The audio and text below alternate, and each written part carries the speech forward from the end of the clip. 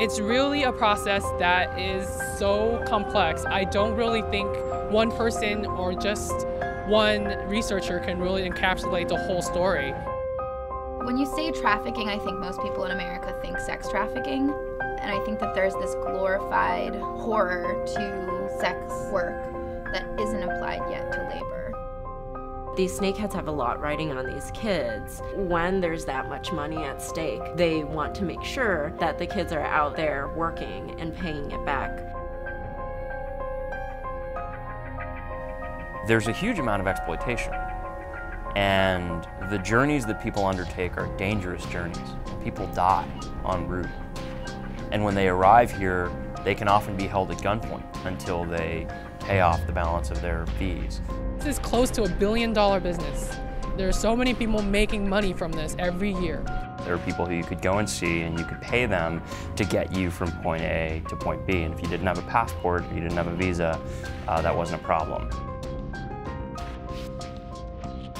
We have to work until 10 and we close the restaurant and we take a shower, we came down and then we cook something to eat. Just work, sleep, eat, work, sleep, eat. She said she first started realizing that this wasn't okay when American families would bring in their kids to the restaurant, and she had to wait on like other 14-year-old kids that were eating there. And it was the first time she realized that she should be able to have a childhood and deserved having a childhood as well. I got a call from her, absolutely terrified, saying, "The snakeheads know I was moved." And this was absolutely shocking and really, really terrifying to me because we had had her case basically sealed in the court. It's a no-brainer. If you're a drug smuggler and you have that logistical network, why not go into the people smuggling trade? Why not go into the snakehead trade? The profit margins are just as high. The penalties if you're caught are much, much lower. And the other thing is, your merchandise can walk.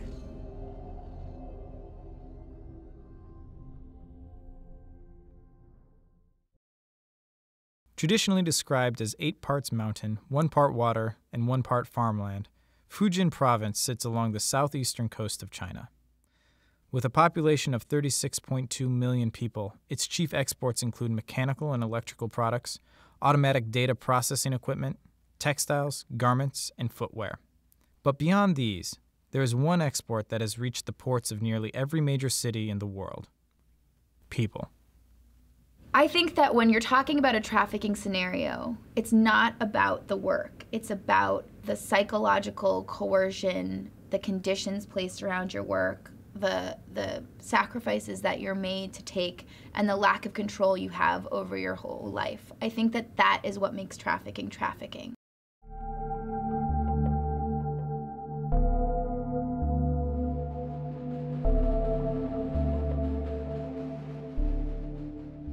How did you find out that you would be coming to America? 很小的时候，家里的人就跟我说，然后我爸爸是希望我在美国多赚点钱给他。他们希望我的家庭可以过得很好啊。对他们来讲的话，美国就是一个天堂，就是一个银行。因为我是家里面最大的，而且我弟弟还在读书，我是女孩子吧，然后就他们就是喜欢，就是什么重男轻女。他们把我当成男孩子一样咯，在中国来说，男生就是用来赚钱的。And how did that make you feel? 怎么样啊？但是我可不可以不讲啊？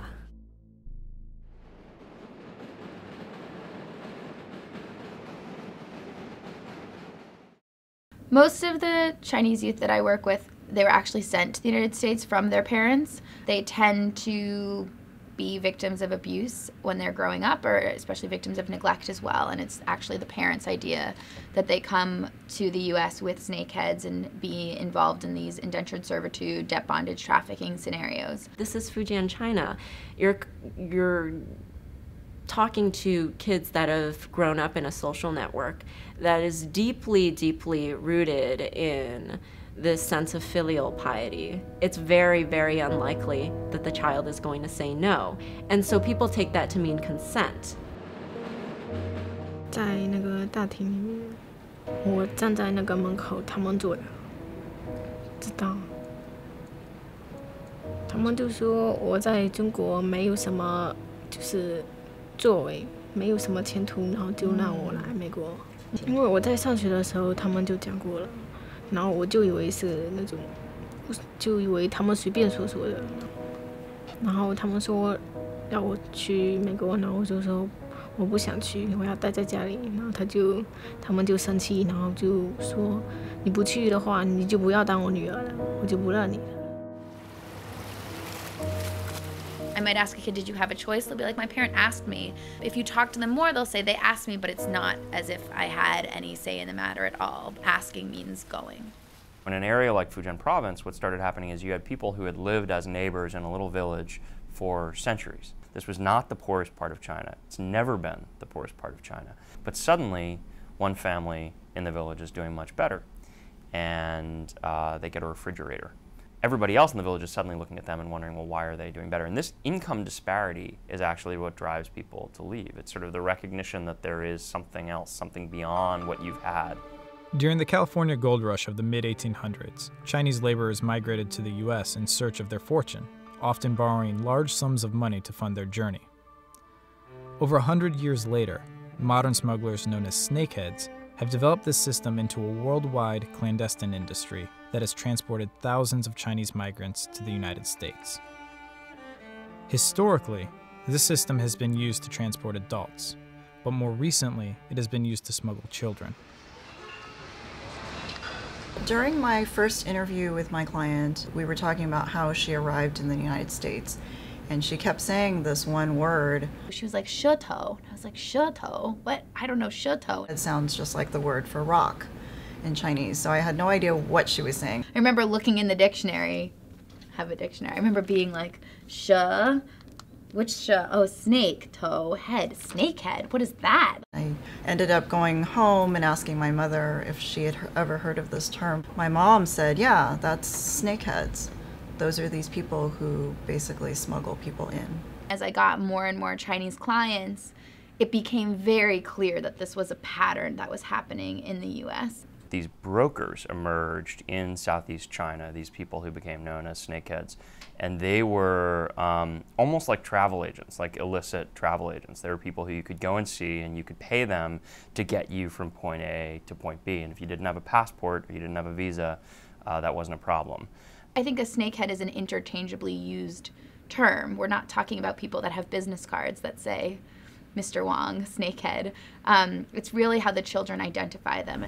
蛇头，我了解的并不是很多，但是我知道的是，他们首先他们会拿走你的护照，他们可能会拿去签证什么的，但是不是签到美国这边，他们可能会签到另外一个国家，比如说厄瓜多尔，我就是这样子，他们利用签证让我到了那边。蛇头他们就是不是一个人，而是全部的人。我们去的每一个地方都有不同的人，但是他们都有联系，都不知道对方，不是有一个最大的老板。觉得他们就是他们对我们这样子就是投毒的人，他们感觉你们只是一种货物，不当你们是人看，就是他们能把你放到哪里，给你们一点吃的，你们饿不死，然后把你们运到美国，他们就算达到了目的。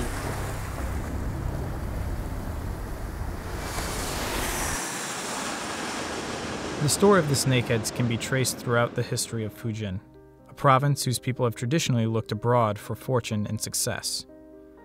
Over the course of hundreds of years, the Fujianese have greatly contributed to a massive Chinese diaspora all over the globe.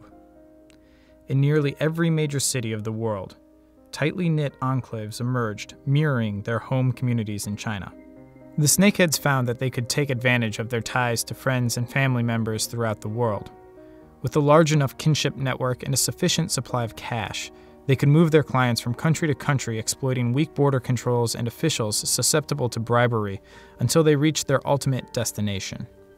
Particularly after Tiananmen Square in 1989, demand skyrocketed. And a lot of the snakeheads began running a slightly more logistically complex operation. And at that point, the fees, the prices went up. And law enforcement was beginning to catch on in various countries, and so they developed these really sophisticated networks where they had contacts really all over the world.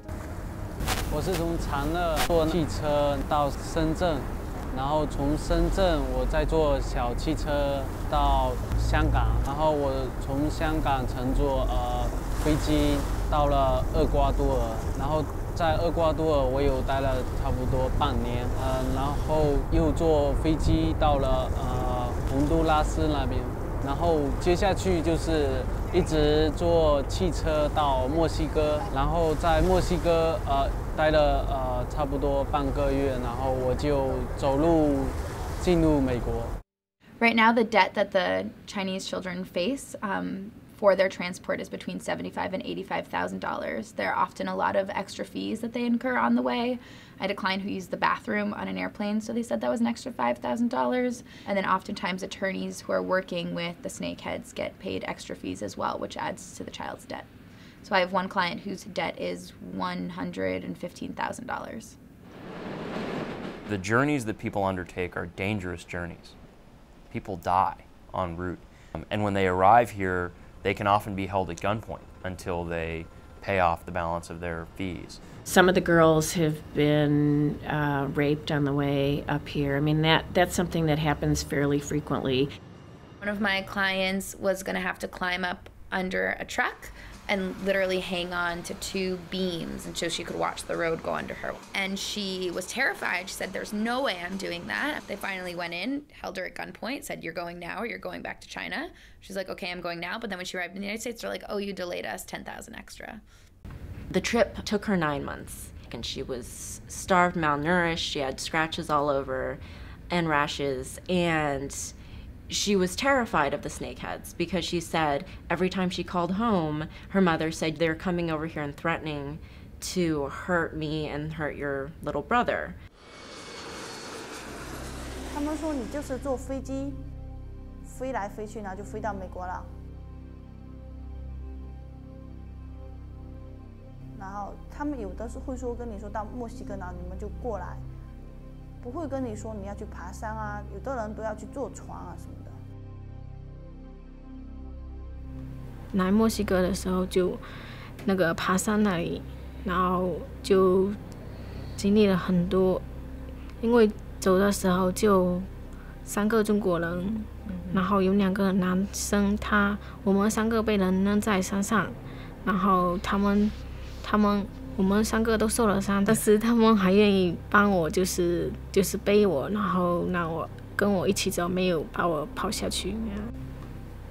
他是怕我们逃掉，不付这一笔钱，把我们关在里面2天，然后有的时候就不给我们吃饭啊什么的，因为我们在那里待了很久，然后有一个中国男生说向他们要那个就回中国的机票。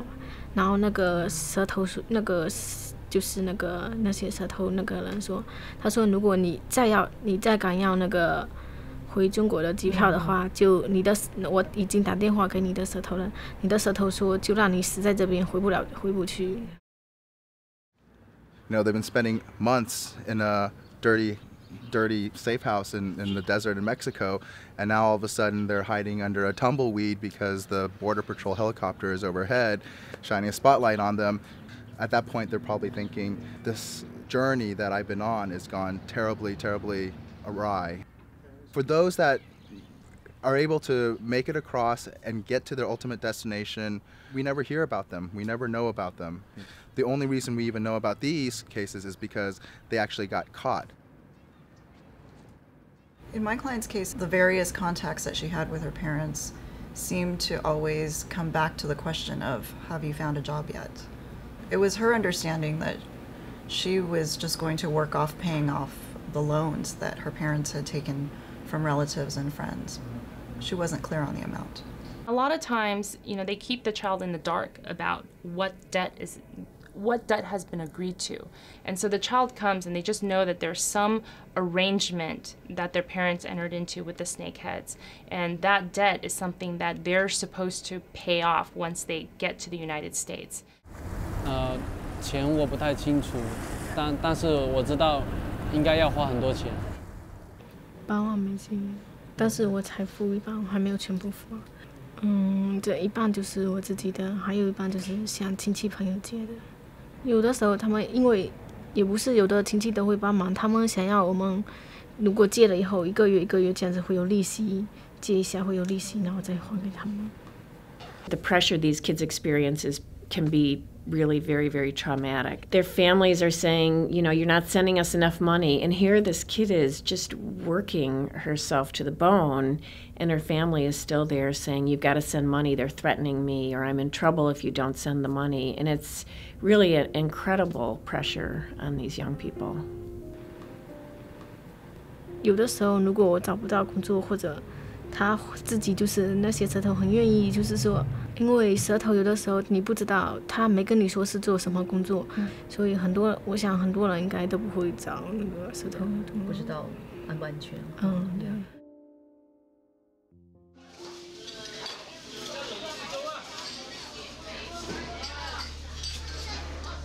The journey to America often ends in New York City's Chinatown, in a 3-block area known for its specialized underground employment agencies, or what Chinese immigrants call tieshuashuas. The shop holds listings for Chinese restaurants across the country that are in need of workers. A child can obtain a listing for about $50 and then travel to the restaurant's location to start work. 我们有那个介绍所啊，就是他们里面有的他们就做广告，就是说他们就是用介绍的形式，然后他们那些人知道老板要是需要了，他们会打电话到这个地方嘛，然后我们有去找工作嘛，然后就是他就帮我们通过介绍，然后告诉我们地址，然后我们就去下去上班了。Over the last 30 years, several bus companies grew to accommodate the demand for cheap transportation between Chinese communities throughout the country. While the job agencies, bus lines, restaurants, and snakeheads operate independent of one another, they all profit by exploiting the same people, immigrants in desperate need of money. We have to work until 10, and we close the restaurant, and then we take a shower, we come down, and then we cook something to eat. It's like a 12 or 2 o'clock already. And then we have to go to bed that time and get up in the morning, and then we'll keep working, just work, sleep, eat, work, sleep, eat. When a white college kid gets a restaurant job, you know, they have protections. They can take breaks. They're not being screamed at or hit by their bosses. Their documents are in their control, you know. In these scenarios, it's not necessarily that the work is the worst work that's ever existed in the world. It's the conditions upon the work, and it's the lack of free will that the children have. 每天早上9点半就要去店里面了，然后就早上做菜务啊，就切水果啊，然后还有那个擦桌子啊这些东西嘛，然后客人就来了，我们就 service 了。如果你要是店里很忙的话，菜务很多的话，有的时候都会加班到晚上凌晨1、2点哦。I have clients who have badly injured themselves on the job because they're cutting their fingers open with sushi knives because they are 13 years old and they don't know how to make sushi, or they have bubbles on their skin from burning themselves with hot pans, and when they take a break, the boss screams at them. Anything that the owner of the restaurant tells you to do, you do. And in accordance with Chinese culture, that's how kids are raised. They don't question anything that they find suspicious, or if they're suffering, they learn to swallow it and not bring it out. 住在老板的家里，大家都住在一起啊。如果你在大的店，有的时候会到30多个、40个人啊。如果小的话，就10来个，最少也有10多个。就是如果在大家店的话，就是2、3个女生嘛，住在一个房间。We have to put the mattress on the floor and then just sleep. There's bugs everywhere, like flying in your room. It was gross. There's like bugs everywhere. The child herself, they don't usually know, you know, how long they're going to have to work, what it is that they're working off. or numbers will be thrown around, but a lot of times they don't even realize what that bottom line number is. And the parents are hesitant to tell them. So I have some clients at this point who have been working and paying off debt for 6 or 7 years, and I continue to ask them, well, how much do you have left? And they say, my parents say it's still around $70,000 or $80,000, which just doesn't mathematically make sense. Most of my clients send money back to their parents, and then their parents say that they're paying the snakeheads. But again, most of my clients have no idea how much the debt actually is or how much they've paid off. So the level of, again, ignorance, it's really keeping the child in the shadows, and it allows for additional exploitation. And this comes back to the Chinese culture and how we're expected, and I even feel it, in my own personal life, we're expected to provide and give back to the family, especially to the parents. And money is a big part of that. Especially as second children, they're considered to be a burden at home, in their home countries, where their parents are required to pay fines or maybe bribes to local officials just in order to keep them out of trouble due to China's one-child policy. Growing up with that mentality that you are a burden to your family gives you a very high motivation to want to be like a useful and productive, valuable member of your family. And this is like the one chance, the one way of being able to do it is to be, sent to the U.S. and to help support the family back home. What happens if you don't pay back your debt?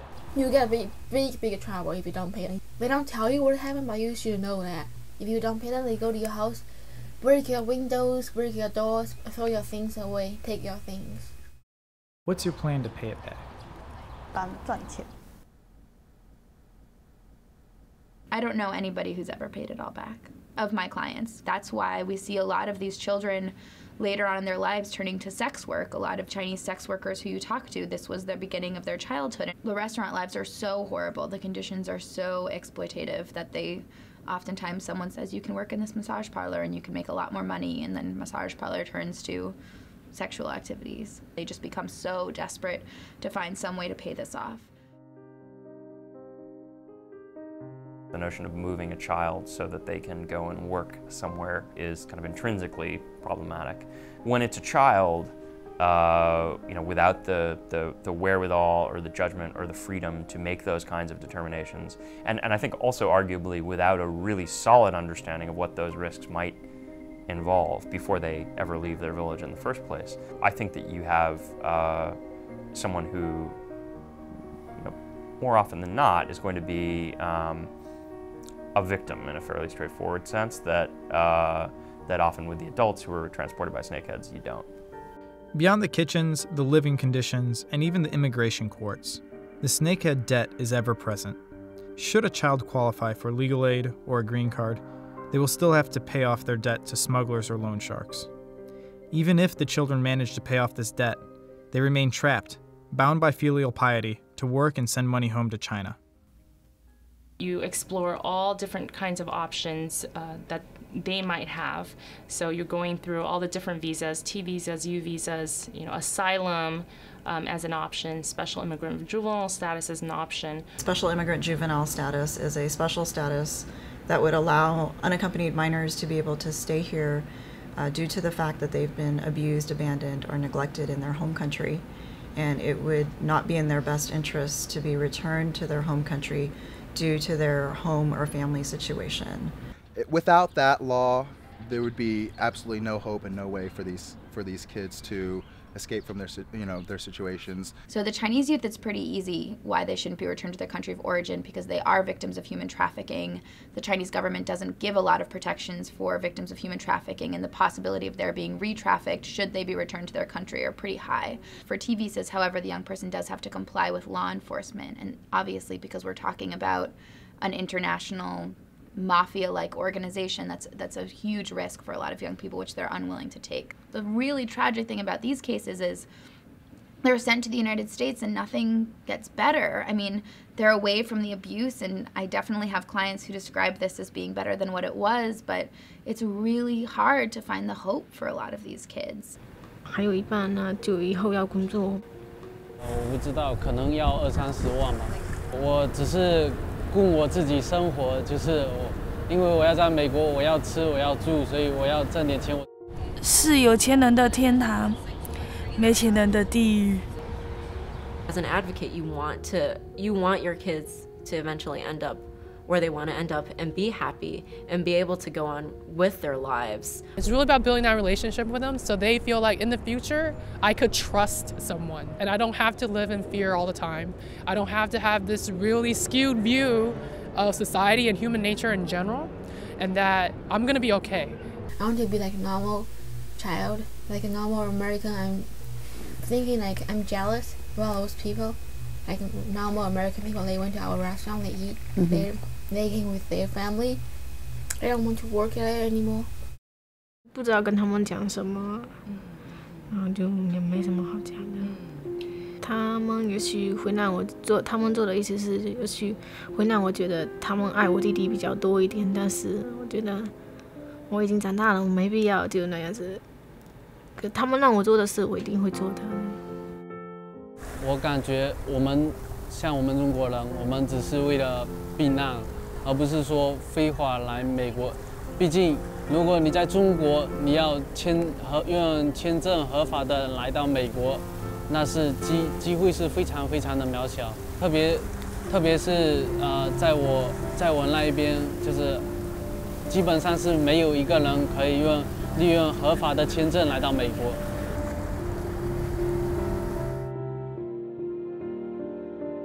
What do you see yourself doing, say, 5 years from now? 5年以后